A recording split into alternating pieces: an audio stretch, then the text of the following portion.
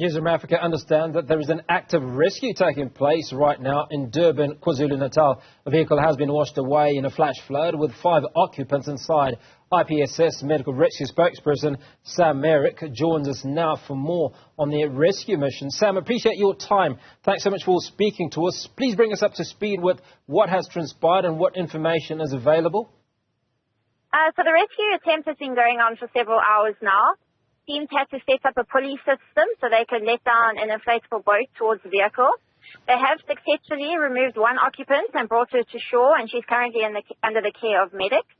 We have confirmed that there are actually only 2 occupants in the vehicle, and the second occupant is currently being brought to shore as we speak. Now, do you have any information on how this incident actually occurred?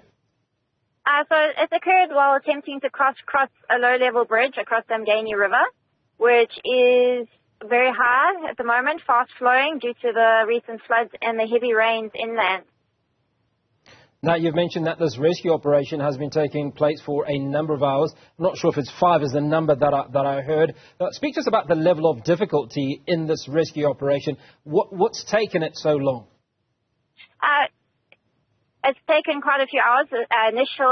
Initially, they had to set up the pulley system. The water is flowing very rapidly, which poses a risk to rescuers. So they had to set up the pulley system and safety lines so that if in the event of anyone got washed downriver, that they would be safe. Now that after the system was set up, they were quickly able to get the inflatable boat to the vehicle, and in the last half an hour, they've been able to remove both occupants. And so at this point, both occupants have now been successfully rescued.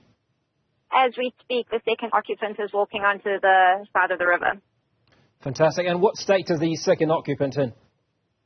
Both occupants seem to be in reasonable health, but they will be checked up by medics just as a precaution and to make sure that there are no serious injuries.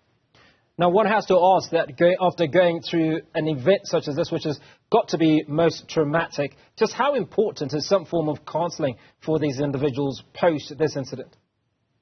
Absolutely. Counselling is imperative. Often with these kinds of incidences, COGTA does step forward to offer counselling. However, we'll have to see going forward. We hope that if they go through to hospital, that they would be offered the service. Now, Sam, just coming back to the issue around the 5 hours or the number of hours that it took to put this rescue operation together. Speak to us about the team on the ground. How many people did you have and what sort of roles did they all have to play?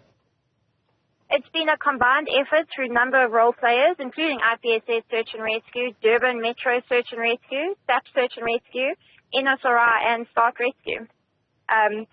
Most of the work required by the teams was just the manpower and supporting each other to make sure that everyone was safe. And just how quickly were you able to get to the scene upon that initial call that these 2 individuals were stuck in this situation?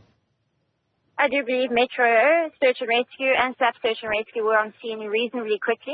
But due to the manpower required, the request was put in for help from various other services, so that within 45 minutes to an hour, all the required services and teams were on scene to assist. And finally, as we wrap, Sam, just give us a reminder again of where this incident occurred. It's occurred in the KwaZulu-Natal area in Durban, and it's in the Umgeni River. Sam Meyerick, appreciate your time. Thanks so much for speaking to us.